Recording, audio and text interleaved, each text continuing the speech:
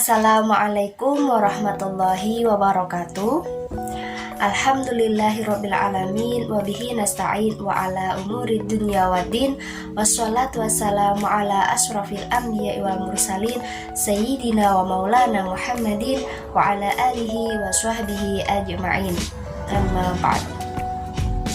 Yang terhormat Bapak Jauhar Ali MPDI selaku dosen pengampu mata kuliah Ilmu Lughah An-Nafsi, dan tak lupa teman-teman yang saya cintai. Perkenalkan, nama saya Sylvia Haulina, NIM 2220088. Di sini saya akan sedikit menjelaskan mengenai hasil laporan observasi saya guna memenuhi tugas UAS mata kuliah Ilmu Lughah An-Nafsi. Baik, di sini saya melakukan observasi terhadap dua anak. Yang pertama yaitu nama Aisyah Aulia Saidah, jenis kelamin perempuan, dia berusia 3 tahun lebih 7 bulan, alamat Desa Kebon Ropucang, Kecamatan Karnadap, Kabupaten Pekalongan. Observasi pada anak pertama ini saya lakukan pada hari Kamis tanggal 30 Juni 2022. Pada saat itu si Ais sedang bersama ibunya. Ketika saya panggil Ais, dia sudah bisa menjawab dawem yang artinya dalam. Dan ketika Ais melihat temannya lewat di depan rumahnya, Ais sudah bisa memanggil dengan panggilan Mas Fidho. Dan ketika saya tanya, Ais mau kemana? Dia juga sudah bisa menjawab, mau ke Kila Gendut, yang artinya Kaila Gendut. Meskipun belum masuk sekolah taman kanak-kanak, tapi dia sudah bisa berbicara dengan lancar dan sudah paham dengan apa yang dikatakan oleh orang-orang dewasa. Dan observasi kedua saya lakukan pada hari Senin, tanggal 4 Juli 2022. Pada waktu itu, Ais sedang makan es bersama temannya. Ketika saya tanya Ais makan apa, dia menjawab es tobeli, yang artinya es strawberry. Dan ketika saya sedang memvideo Ais, dia bilang HP baru, yang artinya HP baru. Adapun observasi terhadap anak yang kedua yaitu nama Muhammad Fathan Saputra, jenis kelamin laki-laki, dia berusia 5 tahun, alamat Desa Kebonsari, Kecamatan Karnadap, Kabupaten Pekalongan.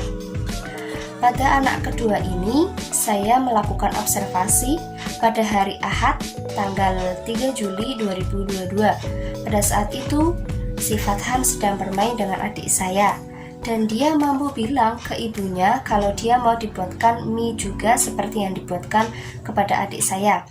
Ketika saya datang menghampirinya, Fathan agak malu-malu karena memang dia tidak terlalu akrab dengan saya. Saya melakukan observasi yang kedua pada hari Senin tanggal 4 Juli 2022.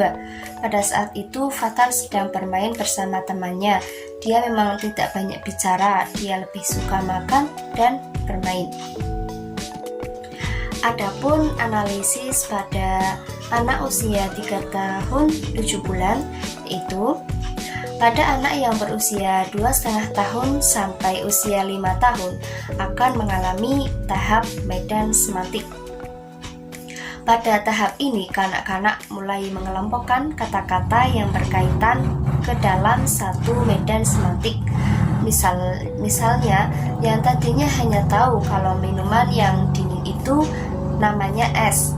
Namun setelah perkembangan dan bertambahnya pemerolehan makna, maka si anak mampu membedakan kalau minuman itu berwarna pink, maka namanya es strawberry.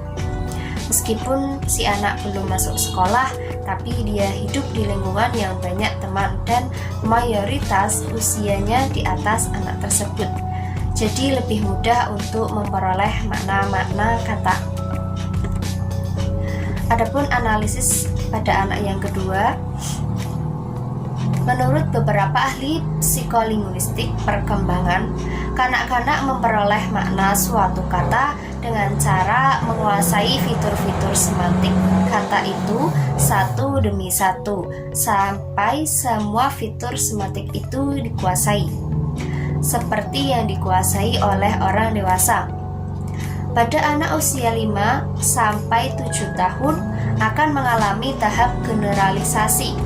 Pada tahap ini, kanak-kanak mulai mampu mengenal benda-benda yang sama dari sudut persepsi bahwa benda-benda itu mempunyai fitur-fitur semantik yang sama. Pada anak usia 5 pasti sudah menginjak sekolah taman kanak-kanak. Jadi untuk memperoleh bahasanya pasti lebih banyak.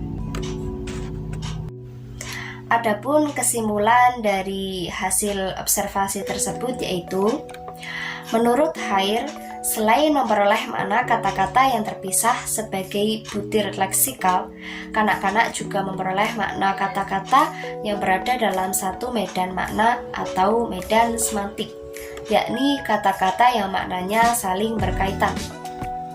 Akhirnya, Clark secara umum menyimpulkan perkembangan pemerolehan semantik ini ke dalam 4 tahap, yaitu yang pertama, tahap penyempitan makna.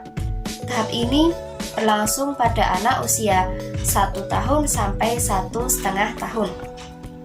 Tahap yang kedua, yaitu tahap generalisasi berlebihan.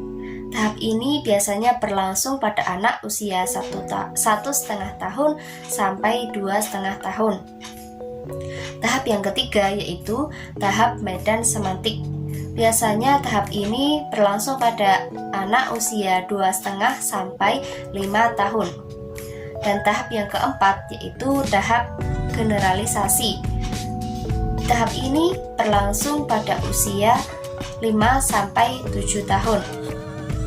Berdasarkan hasil penelitian saya, anak yang saya teliti ini termasuk dalam tahap medan semantik dan tahap generalisasi. Teori ini sesuai dengan perkembangan bahasa yang terjadi pada kenyataannya. Sekian dari saya. Setelah ini saya akan tampilkan beberapa video seorang anak yang saya teliti ketika bermain bersama teman-temannya. Apa Ais? Apa? HP-nya baru. Ais.